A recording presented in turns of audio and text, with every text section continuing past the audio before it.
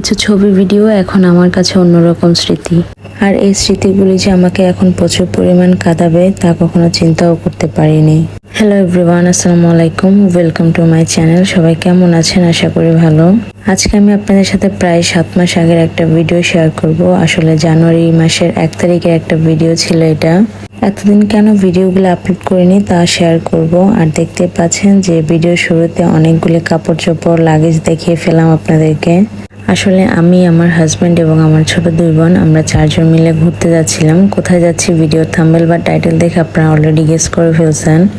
যাই হোক, আমরা প্রায় 10টার সময় ঘর থেকে বের হয়ে পড়লাম এবং বাইপেল স্ট্যান্ড থেকে বাসে করে আমরা চলে যাব কক্সবাজারের উদ্দেশ্যে।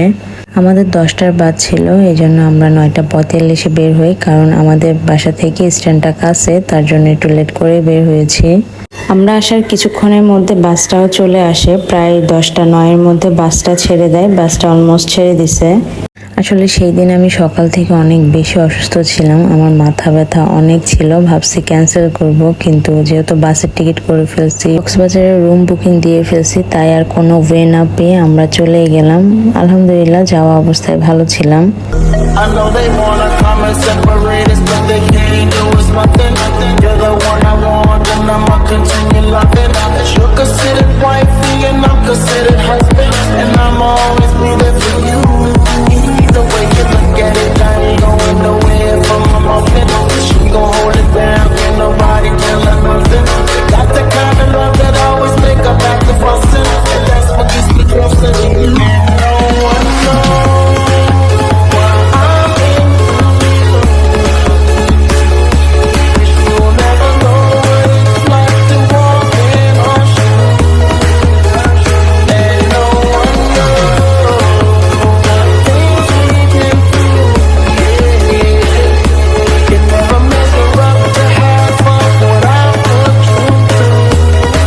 অবশেষে রাস্তা দেখতে দেখতে চলে আসলাম কুমিল্লা।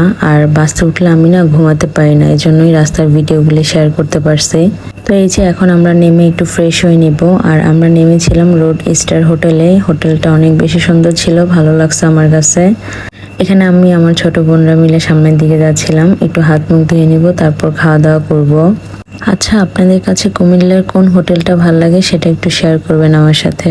এই যে হাত মুখ ধুয়ে আসার পরে এখানে অনেকগুলি আচার দেখলাম, আর আমার আচার খেতে খুব ইচ্ছে করতেছিল, তাই আমি আচারও নিয়ে নিলাম। আর এখানে সবার জন্য স্যান্ডউইচ অর্ডার দিছি, তো স্যান্ডউইচ চলে আসছে। আমরা খাওয়া দাওয়া করে ফেলছি, আর এখন বের হয়ে যাব। আমাদের বাসের সময় হয়ে গেছে। বাসে ওঠার সময় বাহিরে এই দোকানগুলি খেয়াল করলাম, তো ভাবলাম যে কিছু কিনে নিই, এই জন্য এই দোকানে চলে আসছি। তো এখান থেকে আমার ছোট বোন ডাল ভাজা নিল, মটর ভাজা নিল, টুকিটাকি ওরা যা পছন্দ করে তাই নিয়ে নিল। আসলে বাইপেল থেকে কক্সবাজার যেতে প্রায় 12 ঘন্টার মতো সময় লাগে, তো একটানা এতক্ষণ বসে থাকা সম্ভব না। তাই কক্সবাজার যাওয়ার গাড়ির ড্রাইভারগুলি কিছুক্ষণ পর বা কয়েক ঘন্টা পর কিন্তু ব্রেক নেয়। আমরা জিনিসপত্রগুলি কিনে বাসে উঠে গেলাম। আর এখানে প্রায় 5:30টার সময় আবার ওনারা একটা ব্রেক নেয় চা খাওয়ার জন্য। যাই হোক, অবশেষে আমরা চট্টগ্রামে প্রবেশ করি। আর আস্তে আস্তে কিন্তু ভোর হয়ে যাচ্ছে। কিছুক্ষণ পর আরো একবার ব্রেক দিবে, তারপর একদম ডাইরেক্ট আমরা কক্সবাজার গিয়ে নামবো। এরপর এই রেস্টুরেন্টে একটু দাঁড়িয়েছিল, বেশিক্ষণ দাঁড়ায়নি যেহেতু আমাদের যেতে লেট হয়ে যাচ্ছিল। আর সেই দিন বাসে কক্সবাজারের যাত্রী ছিল 6-7 জন, এজন্য আমরা বলাতে উনি তাড়াতাড়ি চলে যাচ্ছে, ওভাবে থামে নেই। আর এই রাস্তাগুলি দেখতে আমার অনেক বেশি ভালো লাগতেছিল, কারণ গ্রামীণ রাস্তা আমার সবসময় অনেক পছন্দ। তো এই যে সবার ঘুম শেষ, আমি তো গাড়িতে একটু ঘুমাতে পারি না। এই যে আমরা 4 জন। যাক, অবশেষে সকাল 9টায় আমরা কক্সবাজারে এসে নামলাম।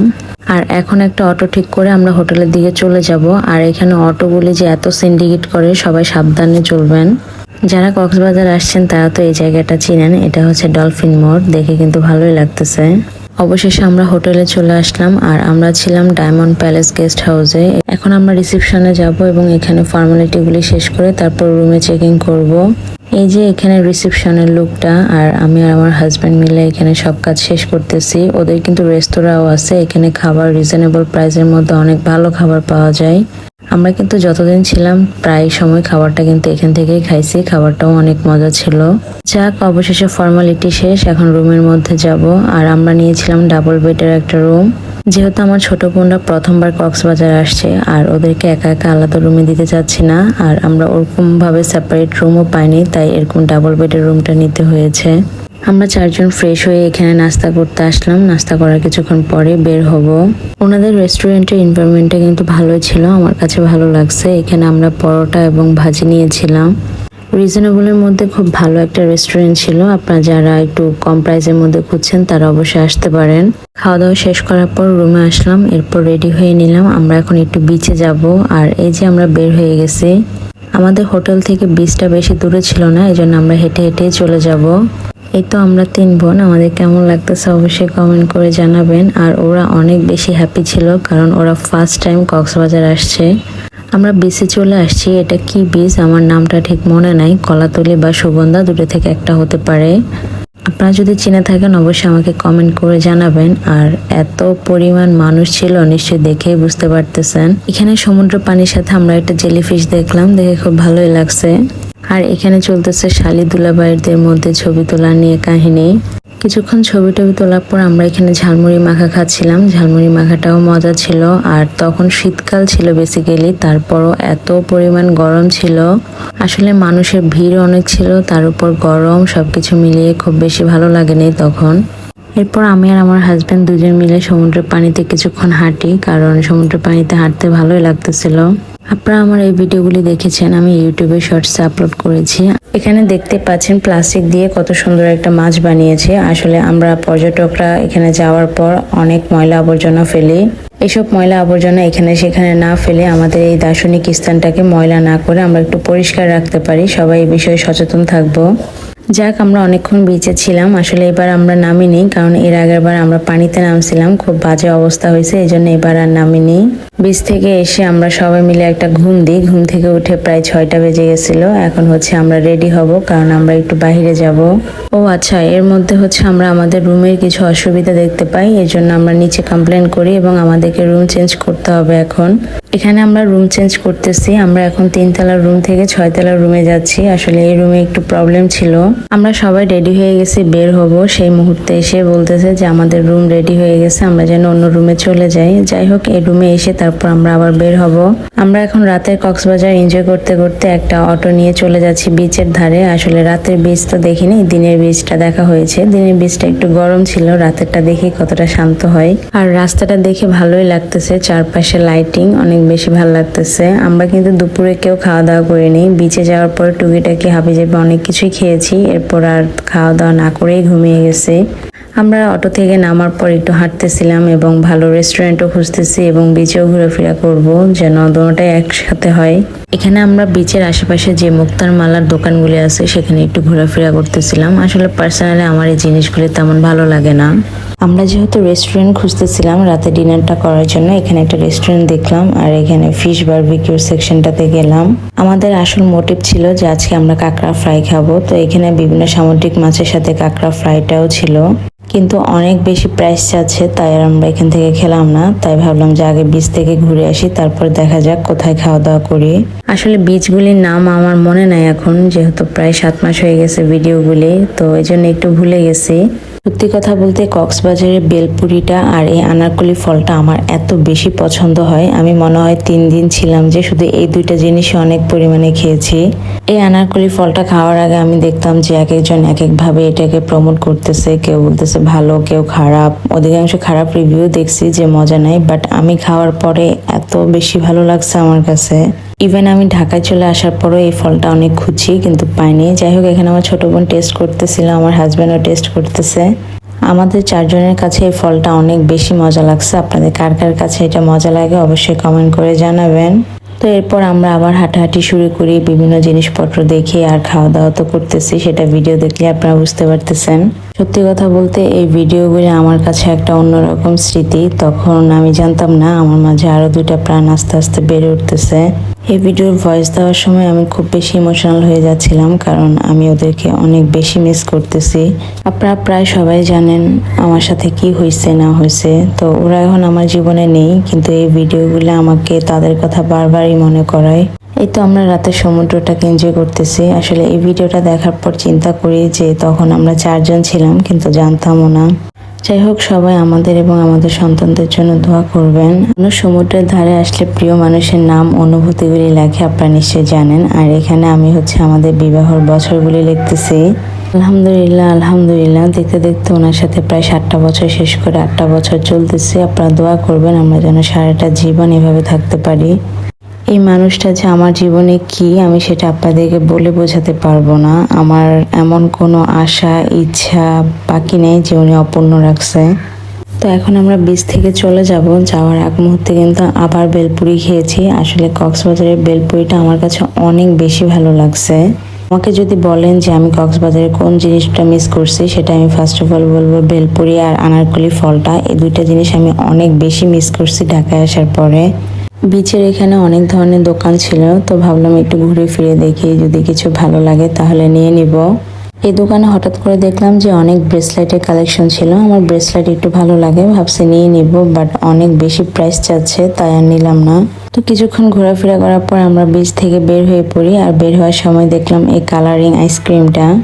এটার নাম আমি সঠিক জানি না, কিন্তু দেখে খুব সুন্দর লাগতেছিল, তাই ভাবলাম যে একটু নিই, মনে হয় খেতেও অনেক মজা হবে। বাট কি আর বলবো, মানে কোনো টেস্ট নাই, শুধুই একটা টেস্ট বিহীন খাবার। মানে কি বলবো, কেমন লাগতেছে তাও বলে বোঝাতে পারতেছি না। এখানে আমার ছোট বোনের ফেসের এক্সপ্রেশন দেখে কিন্তু বুঝে গেছেন যে কেমন লাগছে। আর এখানে আমার হাজবেন্ড তো ভালো খাবার খাচ্ছে। কিন্তু আমাদের বলেছিল এসব হাবি জাবি না খেয়ে ভালো জিনিসটা খাও, কিন্তু কে শুনে কার কথা। তারপর আমরা ওনার থেকেও একটু ভাগ বসিয়েছি। কক্সবাজারে আসবো আর সামুদ্রিক কিছু খাবো না তা তো হয় না। তো আমরা এখানে হাঁটতেছিলাম, দেখতেছিলাম যে কি খাওয়া যায়। এখানে অনেক ধরনের সামুদ্রিক আইটেম ছিল, যেমন টুনা ফিশ, চিংড়ি মাছ, লবস্টার, স্কুইড, অক্টোপাস, কাঁকড়া, আরো অনেক কিছু, কোরাল মাছও ছিল, ওগুলোর নামও জানি না। এখানের মধ্যে আমাদের কাঁকড়াটা আর চিংড়ি মাছটা একটু পছন্দ, বাকিগুলো আমরা কেউ খাই না। তো আমরা একটা দোকানে গেলাম এবং কাঁকড়া আর চিংড়ি মাছ নিলাম। আমরা কিছু পছন্দ করে দিয়েছি, এখন ওনারা প্রসেসিং করে ভাজাভুজি কাজ করবে। আর ব্যাক সাইডে দেখলাম যে এরকম অবস্থা। আসলে এই পরিবেশটা একটু অস্বাস্থ্যকর, আমরা বুঝতে পারি, কিন্তু কিছু করার নেই, এখানে খাবারগুলি কিন্তু মজাই হয়। তো আপনারা কিন্তু এখানে যখন আপনাদের মাছটা দিবেন তখন একটু নজর রাখবেন, কারণ ওনারা চেঞ্জ করে দিতে পারে। আমাদের সাথে এরকম কিছু করতে পারেনি, কারণ আমরা একটু নজরে রাখছিলাম। আপনারা যারা এরকম দিবেন তারাও একটু নজরে রাখবেন। আর ওনাদেরকে বলে দিবেন যে যেন ভালোভাবে পরিষ্কার করে দেয়, কারণ ওনারা অনেক সময় ভালোভাবে পরিষ্কার করে না। তো এই যে চলে আসছে আমাদের চিংড়ি আর কাঁকড়া ফ্রাই, দেখতে অনেক বেশি লোভনীয় লাগতেছে আর খেতেও অনেক মজা হয়েছিল। আপনারা কারা কারা কাঁকড়া ফ্রাইটা পছন্দ করেন সেটা অবশ্যই কমেন্ট করে জানাবেন। কাঁকড়া কিন্তু আমার হাজবেন্ডে অনেক বেশি পছন্দ করে। এখানে আমরা 4জন মিলে এখন কাঁকড়া ফ্রাইটা খাবো। খাওয়া দাওয়া শেষ করার পর আমরা যখন হোটেলের দিকে যাচ্ছিলাম তখন এই মালাই চাট দোকানটা দেখি। সত্যি কথা হচ্ছে সারাদিনেও কিন্তু চা খাওয়া হয়নি, তো ভাবলাম এখান থেকে একটা চা খাই। এখানে আমি আর আমার ছোট বোন দুজনে মিলে 2টা চা নিলাম। আমরা কিন্তু মালাই চা নিয়েছি, দেখতে অনেক বেশি সুন্দর লাগতেছে, খেতেও মজা হয়েছিল। যেহেতু আমার হাজব্যান্ড আর ছোট বোন আরেকটা চা খায় না, তো ওদের জন্য নেওয়া হয়নি। তারপর ওদেরকে একটু দিয়েছি টেস্ট করার জন্য যে কেমন হয়েছে। যাক, খাওয়া দাওয়া মোটামুটি শেষ। তারপর আমরা সবাই মিলে এখন হোটেলে যাচ্ছিলাম। আর এই যে ভিউটা কক্সবাজারের, আমরা কিন্তু অনেক কিছুই খেয়েছি টুকিটাকি। হোটেলে আসার পরে হচ্ছে এই যে ফ্রেশ হচ্ছি, এখানে আমার ছোট বোনরা মোবাইল নিয়ে বসে পড়ছে ছবি দেখার জন্য। এখন ফ্রেশ হয়ে নিব, এরপর খিদা লাগলে বের হব, না হলে আর বের হব না। কিন্তু কি আর, আমরা কিন্তু টুকিটাকি অনেক কিছুই খেয়েছি। তারপর প্রায় রাতের 1টার সময় আমাদের 4জনেরই অনেক ক্ষুধা লাগছে, বিশেষ করে আপনাদের ভাইয়ার, কারণ উনি তো হচ্ছে আমাদের মতো হাবিজাবি খায়নি, এজন্য ওনার ক্ষুধা লাগছে। তারপর আমরা অনেক রেস্টুরেন্ট খুঁজি, আর এত রেস্টুরেন্ট আমরা বুঝতে পারতেছি না কোনটা রেখে কোনটাতে যাব। তো অ্যাট লাস্ট বাগানবাড়ি রেস্টুরেন্টটাতে আসলাম এবং কিছু বাঙালি খাবার নিলাম।